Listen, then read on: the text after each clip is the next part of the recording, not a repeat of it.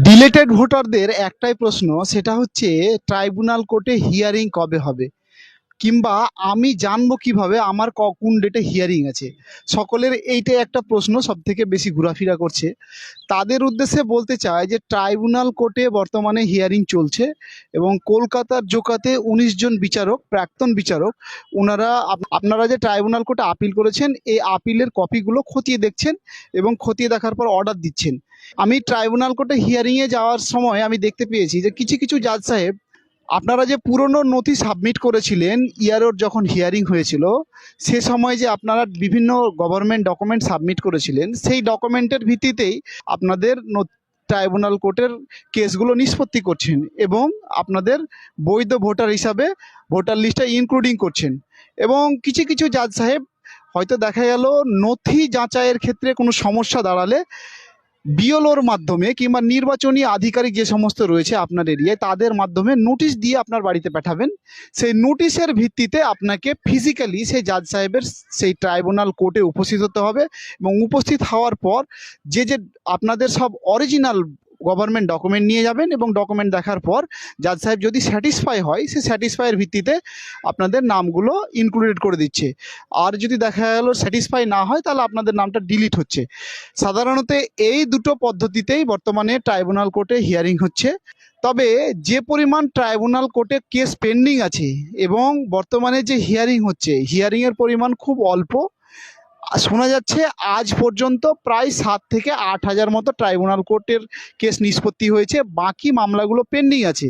সেক্ষেত্রে এই ২৭ লক্ষ ভোটারের ভাগ্য নির্ধারণ করছে ট্রাইব্যুনাল কোর্টের ওপরে। এবং ট্রাইব্যুনাল কোর্টে যেভাবে মামলা নিষ্পত্তি হচ্ছে সেভাবে কত বছর লাগবে এটা ক্যালকুলেশন করা বহুত কঠিন। আপনাদেরকেও ওয়েট করতে হবে এবং ধৈর্য ধরতে হবে।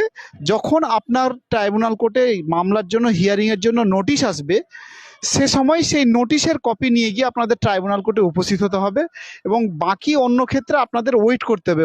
ডিলেটেড ভোটারদের জন্য আজকে সুখবর, এবং যারা বর্তমানে ট্রাইব্যুনাল কোর্টে আপিল করেছেন এবং যাদের নাম ডিলেট হয়ে গেছে তাদের জন্য সত্যি সুখবর। ২৯শে মে মহামান্য হাইকোর্টে জাস্টিস শম্পা দত্তর ঘরে ৩খানা মামলা ছিল ভ্যাকেশন কোর্টের।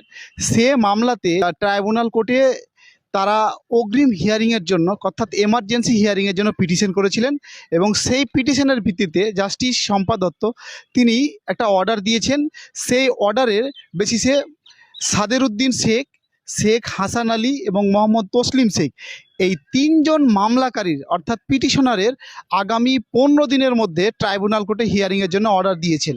এই হচ্ছে সেটা অর্ডার, যেখানে এই অর্ডারের বেসিসে আপনার ট্রাইব্যুনাল কোর্টে আগামী ১৫ দিনের মধ্যে যাতে মামলাকারীদের ট্রাইব্যুনাল কোর্টে হিয়ারিং হয় সেটা অর্ডার দিয়েছেন মহামান্য হাইকোর্টের জাস্টিস শম্পা দত্তের ঘরে।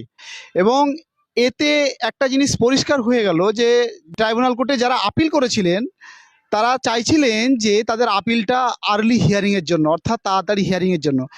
অনেক ক্ষেত্রে শোনা যাচ্ছে যারা হয়তো দেখা গেল পাসপোর্ট হোল্ডার আছেন, পাসপোর্ট হিয়ারিংয়ের জন্য আটকে যাচ্ছে, ড্রাইভিং লাইসেন্স তো রেনু করার ক্ষেত্রে কিংবা নিউ ড্রাইভিং লাইসেন্স করার ক্ষেত্রে আটকে যাচ্ছে, ভোটার লিস্টে ভোট ডিলেট থাকার দরুন আপনাদের বিভিন্ন কাজে সমস্যা হচ্ছে। যাদের কাজে সমস্যা হচ্ছে, যারা আর্লি হিয়ারিং চান, তারা বর্তমানে হাইকোর্টে মামলা করতে পারেন। ২৯শে মে জাস্টিস শম্পা দত্তের ঘরে ৩জন মামলাকারীর হিয়ারিং ছিল ভ্যাকেশন বেঞ্চে, এবং সেই ভ্যাকেশন বেঞ্চের কোর্ট পরিষ্কারভাবে ট্রাইব্যুনাল কোর্টকে নির্দেশ দিয়েছে যে এই মামলাকারী যারা ট্রাইব্যুনাল কোর্টে এমার্জেন্সি হিয়ারিং চাইছিল এবং এরা বৈধ ভোটার, যাদের ভোটটা তাড়াতাড়ি ফিরে আসে, তারা তার জন্য মামলা করেছিল। সেই মামলার ভিত্তিতে কোর্ট পরিষ্কার বলে দিয়েছে যে এদের শুনানিগুলো আগামী ১৫ দিনের মধ্যে করার আদেশ দিয়েছে। এক্ষেত্রে একটা জিনিস পরিষ্কার হয়ে যাচ্ছে যে যারা চাইছিলেন যে আমাদের মামলাগুলো, যারা ট্রাইব্যুনাল কোর্টে আপিল করেছেন এই মামলাগুলো দ্রুত নিষ্পত্তি হোক এবং বৈধ ভোটার হিসেবে ভোটার লিস্টে আমরা যাতে তাড়াতাড়ি সংযুক্ত হতে পারি, আমাদের কোনো উপায় আছে কিনা তাদের জন্য বলতে চাই, আপনাদের যদি খুবই এমার্জেন্সি থাকে যে না আমার বৈধ ভোটার হিসাবে আমার নামটা ফিরে আসুক, তাহলে আপনারা হাইকোর্টে মামলা করতে পারেন, অর্থাৎ রিট পিটিশন করতে পারেন। রিট পিটিশনের ভিত্তিতে মাননীয় জাস্টিস শম্পা দত্তের ঘরে অর্ডার আমরা পেয়েছি। সেই অর্ডারের ভিত্তিতে আপনাদেরও আশা করি যে আপনার সেম অর্ডার পাবেন। সেক্ষেত্রে আপনাদের একটা কথা আপনাদের বলে রাখি, যাদের আর্জেন্সি আছে, অর্থাৎ যারা যাদের ভোটার লিস্টে ভোট ডিলেট হওয়ার জন্য বিভিন্ন কাজে আটকে গেছে এবং যারা চাইছেন যে আমার যাতে হিয়ারিংটা ট্রাইব্যুনাল কোর্টের হিয়ারিংটা আর্জেন্সি বেসিসে করা হোক, তাদের ক্ষেত্রে আমি বলবো তারাই শুধুমাত্র হাইকোর্টে রিট পিটিশন করেন। কারণ হাইকোর্টে রিট পিটিশন করলে একটা খরচের ব্যাপার আসছে, যেই খরচের জন্য সমস্ত পাবলিকের পক্ষে সম্ভব না।